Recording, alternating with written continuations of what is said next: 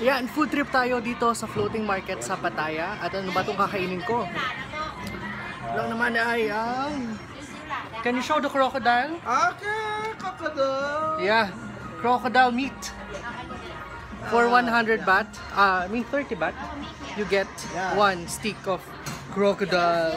Oh. Ayan, ganyan kamabait yung mga Thai people. Sobrang hindi mo kailangan magsalita ng Ingles para magkaintindihan kayo, para magkaroon kayo ng connection.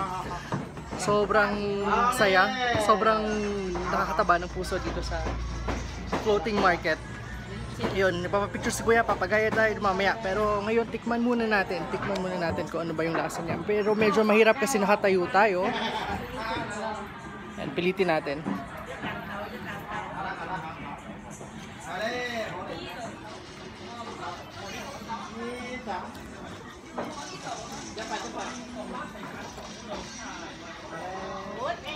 Parang siyang pork na sobrang lambot.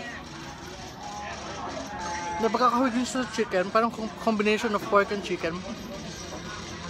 Pero sobrang tender niya. Hindi ko lang pinakulan siya na matagal. Ayan.